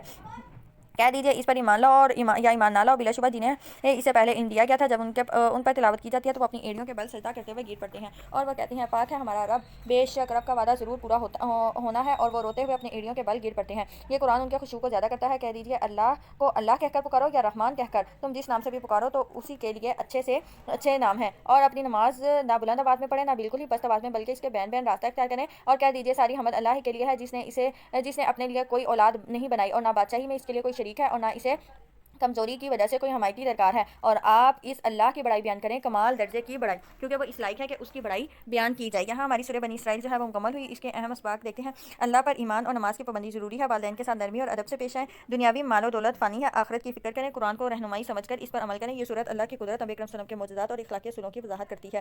آگے سورہ کہف کا آغاز کرتے ہیں۔ سورہ کہف کا معنی غار ہے، کیونکہ اس میں اصحاب کہف غار والے نوجوانوں کا واقعہ بیان کیا گیا ہے۔ یہ مکی صورت ہے جو ہجرت سے پہلے نازل ہوئی، اس کی 110 آیات ہیں۔ سورہ کہف کے اہم موضوعات: اصحاب کہف کا واقعہ، چند نوجوانوں نے ایمان کی حفاظت کے لیے غار میں پناہ لی اور اللہ نے انہیں کئی سال تک سلا دیا۔ دنیا کی بے ثباتی مال و دولت عارضی ہیں، اصل کامیابی ایمان اور نیک اعمال میں ہے۔ دو باغوں والے شخص کا قصہ، ایک مغرور شخص کا انجام جو اپنے مال پر گھمنڈ کرتا ہے۔ حضرت موسیٰ اور حضرت خضر علیہ السلام، علم، حکمت اور اللہ کی مصلحتوں کا بیان، اور ذوالقرنین کا قصہ، ایک نیک بادشاہ جس نے یاجوج ماجوج کے خلاف دیوار بنائی۔ سورہ کہف کا آغاز کرتے ہیں۔ بسم اللہ الرحمن الرحیم، شروع اللہ کے نام سے جو بڑا مہربان نہایت رحم کرنے والا ہے۔ الحمدللہ الذی انزل علی عبدہ الکتاب ولم یجعل لہ عوجا، ساری حمد اللہ کے لیے ہے جس نے اپنے بندے پر قرآن نازل کیا اور اس میں کوئی کجی نہیں رکھی، نہایت سیدھی بغیر افراد و تفرید کے اتاری تاکہ وہ اس اللہ کی طرف سے سخت عذاب سے ڈرائے، اور مومنوں کو بشارت دے جو نیک عمل کرتے ہیں، اور بے شک ان کے لیے اچھا اجر ہے، اس میں وہ ہمیشہ رہنے والے ہوں گے۔ لوگوں کو ڈرائے جنہوں نے کہا کہ اللہ نے کوئی اولاد بنائی ہے، نہ انہیں اس بات کا کوئی علم ہے نہ ان کے باپ دادا کو، بڑی ہی خطرناک بات ہے جو ان کے منہوں سے نکلتی ہے، وہ تو سراسر جھوٹ ہی بکتے ہیں۔ پھر شاید آپ تو خود ان کے پیچھے غم سے ہلاک کرنے والے ہیں اگر یہ کافر اس بات یعنی قرآن پر ایمان نہ لائے۔ بلا شبہ ہم نے جو کچھ روئے زمین پر ہے اسے اس کی زینت بنایا ہے تاکہ ہم انہیں آزمائیں کہ ان میں عمل کے لحاظ سے کون زیادہ اچھا ہے، اور جو کچھ اس زمین پر ہے بلا شبہ یقیناً ہم اسے چٹیل میدان بنا دینے والے ہیں۔ کیا آپ نے خیال کیا ہے کہ غار اور کتبے والے ہماری نشانیوں میں سے ایک عجیب نشانی تھے؟ جب ان نوجوانوں نے غار کی طرف پناہ لی تو انہوں نے کہا اے ہمارے رب، ہمیں اپنے پاس سے رحمت دے اور ہمارے لیے ہمارے معاملے میں صحیح رہنمائی فرما۔ یہ کچھ نوجوان تھے جنہوں نے اللہ کے دین کو قبول کیا، اور اللہ کے دین پر عمل کرنا اپنی بستی میں رہتے ہوئے مشکل تھا، اس لیے انہوں نے غار کی طرف جو ہے وہ پناہ لے لی تھی۔ پھر ہم نے غار میں ان کے کانوں پر گنتی کے کئی برس تھپک دیے، پھر ہم نے انہیں اٹھایا تاکہ ہم معلوم کریں کہ دو گروہوں میں سے کون اس مدت کو زیادہ یاد رکھنے والا ہے جو انہوں نے گزاری۔ یہاں پہ یہ جو عددہ سنین ہے اس سے مراد یعنی کہ کئی سال تک اللہ نے ان پر جو نیند ہے اس کو طاری کر دیا تھا، اور یہ اس لیے کیا تھا تاکہ ہم دیکھیں کہ اس مدت میں کون جو ہے گروہوں میں سے اس مدت کو زیادہ یاد رکھنے والا ہے۔ ہم نے ان کا حال ٹھیک ٹھیک آپ سے بیان کرتے ہیں۔ بے شک وہ چند نوجوان تھے جو اپنے رب پر ایمان لائے اور انہیں ہدایت میں زیادہ کیا، اور ہم نے ان کے دل مضبوط کر دیا۔ جب وہ کھڑے ہوئے تو وہ بولے ہمارا رب تو آسمان اور زمین کا رب ہے، ہم اس کے سوا کسی معبود کو ہرگز نہیں پکاریں گے، اگر پکارا تو یقیناً اس وقت ہم نے ظلم و زیادتی والی بات کہی۔ یہ ہماری قوم ہے، انہوں نے اللہ کے سوا کئی الہ بنا رکھے ہیں، وہ ان کی عبادت پر واضح دلیل کیوں نہیں لاتے؟ پھر اس شخص سے زیادہ ظالم کون ہے جس نے اللہ پر جھوٹ گھڑا؟ اور جب تم ان لوگوں سے اور جن کی وہ اللہ کے سوا عبادت کرتے تھے ان سے الگ ہو گئے تو غار میں پناہ لو، اور تمہارا رب اپنی رحمت سے تم پر پھیلا دے گا اور تمہارے لیے تمہارے کام میں آسانی پیدا کر دے گا۔ اور آپ سورج کو دیکھیں گے جب وہ طلوع ہوتا ہے تو اس غار سے دائیں طرف ہٹ جاتا ہے، جب غروب ہوتا ہے تو ان کے بائیں طرف کترا کر نکل جاتا ہے، وہ اس غار کی کھلی جگہ میں ہے۔ یہ اللہ کی نشانیوں میں سے ہے، جسے اللہ ہدایت دے تو وہی ہدایت یافتہ ہے، جسے وہ گمراہ کر دے تو اس کے لیے ہرگز کوئی رہنما کوئی دوست نہیں پائیں گے، اور آپ انہیں جاگتے ہوئے خیال کریں گے حالانکہ وہ سوئے ہوئے ہیں، اور ہم ان کی دائیں طرف اور بائیں طرف کروٹیں بدلتے ہیں، اور ان کا کتا غار کے دہانے پر اپنے دونوں بازو پھیلائے ہوئے ہے۔ اگر آپ انہیں جھانک کر دیکھیں گے تو اسے ضرور بھاگتے ہوئے پیٹ پھیر لیں، اور آپ ضرور ان سے روب میں بھر دیے جائیں گے۔ اور اس طرح ہم نے انہیں جگایا تاکہ وہ آپس میں ایک دوسرے سے سوال کریں۔ ان میں سے کہنے والے نے کہا تم کتنا عرصہ ٹھہرے ہو؟ وہ بولے ہم ایک دن یا دن کا کچھ حصہ ٹھہرے ہیں۔ پھر وہ بولے تمہارا رب خوب جانتا ہے جتنی دیر ہم ٹھہرے، چنانچہ اب تم اپنی یہ چاندی کے سکے دے کر ایک آدمی شہر کی طرف بھیجو، پھر وہ دیکھے کہ اس شہر میں کون سا شخص طعام کے لحاظ سے زیادہ پکیزہ تر ہے، تو وہ اس میں تمہارے لیے کچھ کھانا لے آئے، اور خوب نرمی سے بات کرے اور تمہارے متعلق بالکل کسی کو نہ بتائے۔ بلا شبہ اگر وہ تم پر مطلع ہو گئے تو تمہیں رجم کر دیں گے یا تمہیں اپنے دین میں لوٹا دیں گے، پھر تم اس وقت ہرگز فلاح نہیں پا سکو گے۔ इस तरह हमने लोगों को उन पर मतला कर दिया ताकि वो जान ले बेशक अल्लाह का वादा हक है और यकीनन क़यामत, इसमें कोई शक नहीं। यानी लोगों को जो मतला किया था वो इस तरह से किया था कि जिस तरह अल्लाह ने इन्हें सुला दिया और जगाया, फिर हमने लोगों को उनके हाल से आगाह किया। और ये हाल से आगाही तब हुई जब असहाबे कहा का एक साथी चांदी का वो सिक्का लेकर शहर गया जो 300 साल कबल बादशाह के अनूस के ज़माने के था। तो ये पीछे जो हमने आदादा सिनीन का जो लफ्ज़ पढ़ा था वो 309 साल तकरीबन इतना ही अर्सा बताया जाता है। तो 300 साल कबल एक जो सिक्का यूज़ हो रहा था वो 300 साल बाद तो यूज़ नहीं होना था। तो इसलिए लोगों को इस मामले का पता चल गया। जब लोग इनके मामले में बाहर झगड़ रहे थे तो उन्होंने कहा इन पर एक इमारत बना दो, इनका रब इन्हें बेहतर जानता है। जो इनके मामले पर गालिब हो गए थे वो बोले हम ज़रूर एक इबादत का बनाएंगे। अनकरीब कुछ लोग कहेंगे वो 3 है, इनका चौथा इनका कुत्ता था, और कुछ दूसरे कहेंगे वो 5 है, उनका छठा उनका कुत्ता है बिन देखे पत्थर मारते हुए, और कुछ लोग ये भी कहेंगे कि वो 7 हैं और उनका 8वां उनका कुत्ता है। आप कह दीजिए मेरा रब ही इनकी गिनती से खूब वाकिफ़ है, बहुत थोड़े लोग ही इनके हाल को जानते हैं। लिहाजा आप इनकी के बारे में बहस ना करें सवाए सरसरी बहस का, यानी वो कितने थे, वो कितना अर्सा ठहरे, यहाँ पे ये जानना जो है वो ज़रूरी नहीं है जिसके बारे में लोग झगड़ा कर रहे थे। समझने वाली बात यह है कि जिस तरह अल्लाह ने उनको 300 साल सुलाया और इतना अर्सा सुलाने के बाद उन्हें वो फिर यानी 309 साल उन्हें सुलाया और उसके बाद फिर उन्हें उठाया और मतलब जिस तरह अल्लाह इसको करने पे कादिर है, इसी तरह क़यामत वाले दिन अल्लाह तमाम इंसानों को उठाएगा। इस वाक़े से हमें ये जो आखिरत पर ईमान है या दोबारा उठाए जाने पर जो ईमान है हमारा वो पुख्ता होना चाहिए और हमें अपने अमाल को बेहतर करना चाहिए। और आप उनके बारे में उनमें से किसी से भी ना पूछें और आप किसी शय के मुतालिक कभी ये ना कहें बेशक मैं इसे कल करने वाला हूँ मगर ये कि अल्लाह चाहे। ये मुफस्सिरीन कहते हैं कि यहूदी ने वसल्लम से 3 बातें पूछी थी। रूह की हकीकत क्या है, साहबे कहा ज़ुल्करनैन कौन थे। कहते हैं कि यही सवालात इस सूरत के नुज़ूल का सबब बने। नबी सल्लल्लाहु अलैहि वसल्लम फरमाया मैं तुम्हें कल जवाब दूंगा, लेकिन इसके बाद 15 दिन तक जिब्राइल वही लेकर नहीं आए। फिर जब आए तो अल्लाह ताला ने इंशाअल्लाह कहने का हुक्म दिया।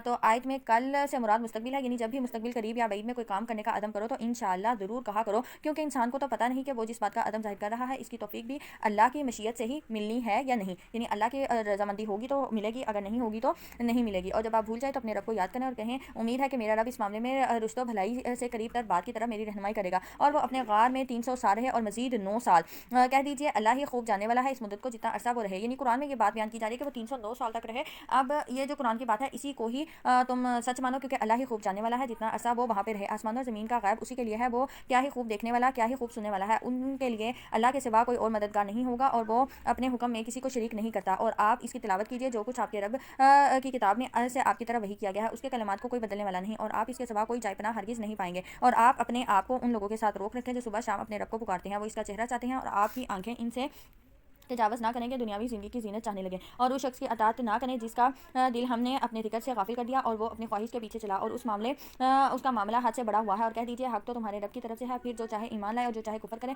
बिलाशुबा हमने ज़ालिमों के लिए ऐसी अख्तियार कर रखी है जिस दिन कनातों ने उनका अहाता कर रखा है। अगर वो पानी के लिए फरियाद करेंगे तो ऐसी पानी के साथ उनकी फरियाद रसी की जाएगी तो तेल की तलछट की मानंद होगा, वो इनके चेहरे भून डालेगा। अस्तगफिरुल्लाह, वो बुरा मशरूब है और वो बुरी आरामगाह है। बेशक जो लोग ईमान लाए और उन्होंने नेक अमल किया यकीनन हम इसका अजर ज़ाया नहीं करते। जिसने अच्छे अमल किया उन्हीं लोगों के लिए अब्दी बागात है और जिनके नीचे नहरें जारी हैं, वहाँ इन्हें सोने के कंगन पहनाए जाएंगे और वो बारीक और मोटे रेशम के सब्ज़ कपड़े पहनेंगे। वहाँ तख्तों पर तकिए लगाए बैठे होंगे, क्या अच्छा बदला है और वो अच्छी आरामगाह है। और ए नबी आप उनके लिए मिसाल बयान कीजिए, 2 आदमी हैं, हमने उनमें से एक को अंगूरों के 2 बाग अता किए हैं और उनके इर्द गिर्द खजूरों की बाड़ लगा दी और उन दोनों के दरमियान खेती उगाई। दोनों बागों ने अपना फल दिया और उसमें से कुछ कम ना किया और उनके दरमियान हमने एक नहर बहाई और उनके लिए फल थे। तो वो अपने साथी से कहने लगा जबकि इससे बहस कर रहा था, मैं तुझसे माल में ज़्यादा हूँ और जत्थे में भी ज़्यादा मुअज़्ज़िज़ हूँ, यानी नफरी में भी ज़्यादा हूँ। और वो अपने बाग में दाखिल हुआ जबकि वो अपनी जान के लिए जालिम था। उसने कहा मैं गुमान नहीं करता कि ये बाग कभी तबाह होगा और मैं गुमान नहीं करता कि क़यामत होने वाली है। अगर बिलफर्ज वाकई मुझे अपने रब की तरफ लौटाया गया तो यकीनन ज़रूर मैं वहाँ इन बागों से बेहतर लौटने की जगह पाऊँगा। उसके मोमिन साथी ने उससे कहा जबकि इसे जवाब दे रहा था, क्या तो उस ज़ात के साथ कुफर करता है जिसने तुझे मिट्टी से पैदा किया, फिर नुतफे से, फिर तुझे ठीक पूरा मर्द बना दिया। लेकिन मैं तो अकीदा रखता हूँ कि वो अल्लाह ही मेरा रब है, वो अपने और मैं अपने रब के साथ किसी को शरीक नहीं करता। और जब तू अपने बाग में दाखिल हो तो क्यों ना तूने ये कहा माशाअल्लाह ला कुव्वता इल्ला बिल्लाह, यानी अगर अल्लाह हमें कोई अच्छी चीज़ अता करे तो हमें कहना चाहिए माशाअल्लाह ला कुव्वता इल्ला बिल्लाह। जो अल्लाह ने चाहा कोई कुव्वत नहीं मगर अल्लाह ही की मदद से। अगर तू मुझे माल और औलाद में कमतर देखता है तो उम्मीद है कि मेरा रब मुझे तेरे बाग से बेहतर देगा और तेरे बाग पर आसमान से कोई अदाब भेजे तो वो बाग चटियल मैदान हो जाए या इसका पानी गहरा हो जाए तो तू हर किसी से तलाश करने की इस्तात नहीं रखेगा। यानी एक साथी अपने दूसरे साथी को ये समझाने की कोशिश कर रहा है और उसका फल घेर लिया यानी तबाह कर दिया गया। फिर वो ऐसे हो गया कि इस माल पर अपनी हथेलियाँ मलता था और जो इसने इसमें खर्च किया था जबकि वो बाग अपनी छतरियों पर गिरा हुआ था। और वो कहता था काश मैं अपने रब के साथ किसी को शरीक ना करता। यानी इंसान के पास आखिरत में भी मलामत के सिवा कुछ बाकी नहीं रहेगा, तो इसलिए ज़रूरी है कि इंसान अपने अमाल को अभी से ही बेहतर कर ले। और उसके लिए कोई ऐसा गुरु नहीं था जो अल्लाह के सिवा उसकी मदद करते और ना वो खुद ही इसको बदलने वाला था। वहाँ तो तमाम इख्तियार अल्लाह सच्चे ही के लिए हैं, वो सवाब देने में बेहतर है और अंजाम के लिहाज से भी ज़्यादा अच्छा है। और उनकी दुनियावी ज़िंदगी की मिसाल बयान कीजिए जैसे पानी پانی جسے ہم نے آسمان سے نازل کیا، پھر اس میں زمین کی نباتات خوب مل جل گئی، پھر وہ چورا چورا ہو گئی جسے ہوائیں اڑا لے جاتی ہیں۔ اللہ ہر شے پر بہت قدرت رکھنے والا ہے، یعنی دنیا کی جو مثال ہے، دنیا کی زندگی کی مثال وہ ایسی ہی ہے کہ وہ چورا چورا نباتات جو ہیں وہ چورا چورا ہو جائیں اور پھر ہوائیں جو ہیں ان کو اڑا لے جائیں۔ اور مال اور بیٹے تو دنیاوی زندگی کی زینت ہے، اور آپ کے رب کے ہاں باقی رہنے والی نیکیاں ہیں، وہی اجر و ثواب میں بہتر اور امید لگانے کے اعتبار سے بھی بہتر ہے۔ اور جس دن ہم پہاڑوں کو چلائیں گے اور آپ زمین کو صاف صاف کھلی میدان کی طرح دیکھیں گے اور ہم ان کو اکٹھا کریں گے، چنانچہ ہم ان میں سے کسی کو بھی نہیں چھوڑیں گے اور وہ آپ کے رب کے سامنے سب بستہ پیش کیے جائیں گے۔ کہا جائے گا یقیناً تم ہمارے پاس ایسے آئے ہو جیسے ہم نے تمہیں پہلی بار پیدا کیا تھا، بلکہ تم سمجھتے ہو کہ ہم تمہارے لیے وعدے کا کوئی مقرر وقت نہیں کریں گے۔ ہر ایک کا اعمال نامہ سامنے رکھ دیا جائے گا، پھر آپ مجرموں کو دیکھیں گے کہ وہ اس تحریر سے ڈر رہے ہوں گے اور کہیں گے ہائے ہماری بدبختی، کیسا ہے یہ اعمال نامہ جو نہیں چھوڑا کسی چھوٹے اور نہ بڑے عمل کو، مگر اس نے اسے شمار کر رکھا ہے اور انہوں نے جو عمل کیے تھے حاضر پائیں گے، اور آپ کا رب کسی پر ظلم نہیں کرے گا۔ اور جب ہم نے فرشتوں سے کہا کہ تم آدم کو سجدہ کرو تو ابلیس کے سوا سب نے سجدہ کیا اور وہ جنوں میں سے تھا، چنانچہ اس نے اپنے رب کے حکم کی نافرمانی کی۔ کیا پھر بھی تم مجھے چھوڑ کر اسے اور اس کی اولاد کو دوست بناتے ہو، جبکہ وہ تمہارے دشمن ہے اور وہ شیطان ظالموں کے لیے بطور بدل برا ہے۔ میں نے انہیں نہ آسمانوں اور زمین کے پیدا کرنے میں گواہ حاصل کیا تھا اور نہ ہی خود ان کے پیدا کرنے میں، میں گمراہ کرنے والوں کو مددگار بنانے والا نہیں۔ اور جس دن وہ اللہ کہے گا پکارو میرے ان شریکوں کو جنہیں تم میرا شریک سمجھتے تھے، پھر وہ انہیں پکاریں گے مگر وہ انہیں کوئی جواب نہ دیں گے اور ہم ان کے درمیان ہلاکت گاہ بنا دیں گے۔ اور مجرم آگ کو دیکھیں گے تو یقین کریں گے بے شک وہ اس میں گرنے والے ہیں اور وہ اس سے پھرنے کی کوئی جگہ نہ پائیں گے۔ اور ہم نے اس قرآن کو لوگوں کے لیے پھیر پھیر کر ہر قسم کی مثالیں بیان کی ہیں اور انسان تمام چیزوں سے زیادہ جھگڑالو ہے اور لوگوں کو ایمان لانے سے نہیں روکا جب ان کے پاس ہدایت آ گئی اور اپنے رب سے استغفار کرنے میں، مگر اس بات نے کہ وہ چاہتے ہیں انہیں پہلے لوگوں کا سا معاملہ پیش آئے گا، ان پر عذاب بالکل سامنے سے آ جائے۔ اور ہم نے رسولوں کو نہیں بھیجتے مگر لوگوں کو خوشخبری دینے والے اور ڈرانے والے، اور کافی لوگ تو باطل طریقے سے ہی جھگڑتے ہیں تاکہ اس کے ساتھ حق کو باطل کر دیں، اور انہوں نے ہماری آیات کو جس چیز سے ڈرائے گئے استہزاء بنا لیا۔ اور اس سے زیادہ ظالم کون ہے جسے اس کے رب کے آیات سے نصیحت کی جائے تو وہ اسے منہ مولے اور جو کچھ اس کے دونوں ہاتھوں نے آگے بھیجا ہے اسے بھول جائے۔ بے شک ہم نے ان کے دلوں پر پردے ڈال دیے ہیں اور اس سے کہ وہ اس قرآن کو سمجھے، اور ان کے کانوں میں گرانی ڈال دی، اور اگر آپ انہیں ہدایت کی طرف بلائیں تو تب وہ ہرگز ہدایت نہ پائیں گے کبھی بھی۔ اور آپ کا رب خوب بخشنے والا نہایت رحمت والا ہے۔ اگر وہ ان کے کیے پر انہیں پکڑے تو یقیناً ان کے لیے عذاب جلدی لائے، بلکہ ان کے لیے وعدے کا مقرر وقت ہے، وہ ہرگز اس سے بچنے کی کوئی جائے پناہ نہیں پائیں گے۔ اور یہ بستیاں ہم نے انہیں ہلاک کیا جب انہوں نے ظلم کیا، اور ہم ان کی ہلاکت کے لیے ایک مقرر وقت طے کیا تھا۔ جو موسیٰ علیہ السلام نے اپنے جوان یوشع بن نون سے کہا میں تو چلتا ہی رہوں گا یہاں تک کہ دو دریا کے سنگم پر پہنچ جاؤں، یا میں مدت دراز کرا لوں، چلتا ہی رہوں گا۔ یہاں پہ یہ جو واقعہ ہے، نوجوان یہاں مراد یوشع بن نون ہے جو موسیٰ علیہ السلام کی وفات کے بعد ان کے جانشین بنے تھے۔ یہاں پہ اب موسیٰ علیہ السلام اور خضر علیہ السلام کے واقعے کا بیان جو ہے وہ کیا جا رہا ہے، یعنی موسیٰ علیہ السلام کو جہاں خضر علیہ السلام سے ملنا تھا اس جگہ کے تعین کا بتایا کہ اس مقام کا تعین کسی یقینی ذریعہ سے نہیں ہو سکتا، تاہم قرائن کا اقتضا یہ ہے کہ اس سے مراد صحرائے سینا کا وہ جنوبی راس ہے جہاں خلیج عقبہ اور خلیج سویلس دونوں آ کر ملتے ہیں، اور بحیرہ احمر میں یعنی 70-80 سال اور دوسرے بحیرہ احمر میں اعظم ہو جاتے ہیں۔ دوسرے مقامات پر جن کا مفسرین ذکر کیا ان پر سرے میں مجمل بحرین کی تعبیر سے صادق نہیں آتی، یعنی یہاں پہ وہ تعین کیا گیا ہے کہ دو دریاؤں کے سنگم پر پہنچنا ہے۔ پھر جب وہ ان دونوں دریاؤں کے آپس میں ملنے کی جگہ پر پہنچے تو وہ اپنی مچھلی بھول گئے، اس نے دریا پر سرنگ نما اپنا راستہ بنا لیا۔ پھر جب دونوں آگے گزر گئے تو موسیٰ نے اپنے جوان سے کہا کہ ہمیں ہمارا ناشتہ دے، بلا شبہ اپنے سفر سے ہم تھکاوٹ سے دو چار ہوئے ہیں۔ وہ بولا بھلا آپ نے دیکھا کہ جب ہم شیطان کے پاس ٹھہرے تھے تو بے شک میں مچھلی بھول گیا، اور وہ مجھے نہیں بھلائی مگر شیطان نے ہی کہ میں اسے یاد رکھوں، اور اس نے عجیب طرح سے دریا میں اپنا راستہ بنایا۔ اس نے کہا یہی تو ہے جو ہم تلاش کر رہے تھے۔ پھر وہ اپنے قدموں کے نشانات کی اتباع کرتے ہوئے لوٹے، چنانچہ ان دونوں نے ہمارے بندوں میں سے ایک بندے خضر کو پایا جسے ہم نے اپنی طرف سے رحمت دی تھی، اور ہم نے اسے اپنے پاس سے خاص علم سکھایا تھا۔ موسیٰ علیہ السلام نے کہا کیا میں اس شرط پر تیری اتباع کروں کہ تو مجھے اس سے سکھائے جو تجھے بھلائی سکھائی گئی ہے، اور وہ بولا بے شک تو میرے ساتھ ہرگز صبر نہ کر سکے گا جو چیز تیرے احاطہ علم میں نہیں، تو اس پر صبر کیسے کرے گا؟ موسیٰ علیہ السلام نے کہا یقیناً انشاءاللہ تو مجھے صابر پائے گا اور میں کسی بھی حکم میں تیری نافرمانی نہیں کروں گا۔ خضر علیہ السلام نے کہا پھر اگر تو نے میری اتباع کرنی ہے تو کسی شے کے بارے میں مجھ سے سوال نہ کرنا یہاں تک کہ میں خود اس کا ذکر تجھ سے شروع کروں۔ پھر وہ دونوں چلے، جب وہ کشتی میں سوار ہوئے تو خضر علیہ السلام نے کشتی میں شگاف کر دیا۔ موسیٰ علیہ السلام نے کہا تو نے اس میں شگاف کر دیا کہ اس کشتی والوں کو غرق کر دے، تو نے تو بڑا ہولناک اور انوکھا کام کیا ہے۔ خضر علیہ السلام نے کہا کیا میں نے نہ کہا تھا کہ تو یقیناً میرے ساتھ صبر کرنے کی استطاعت ہرگز نہیں رکھے گا؟ موسیٰ علیہ السلام نے کہا میری بھول چوک پر تو مجھے نہ پکڑ اور میرے معاملے میں مجھے مشکل میں نہ ڈال۔ پھر وہ دونوں چلے یہاں تک کہ جب وہ دونوں ایک لڑکے سے ملے تو اس خضر نے اسے قتل کر دیا۔ موسیٰ علیہ السلام نے کہا کیا تو نے ایک پاک بے گناہ نفس کو کسی جان کے قصاص کے بغیر قتل کیا ہے؟ یقیناً تو نے بہت ہی برا کام کیا ہے۔ یہاں پہ یہ جو موسیٰ علیہ السلام اور خضر علیہ السلام کا واقعہ ہے، یہاں پہ ہمارا جو پارا ہے وہ مکمل ہوا۔ باقی جو واقعہ ہے انشاءاللہ وہ ہم پارا نمبر 16 میں دیکھیں گے۔ اپنا بہت سارا خیال رکھیے گا، انشاءاللہ پھر ملاقات ہوگی۔ السلام علیکم ورحمۃ اللہ وبرکاتہ۔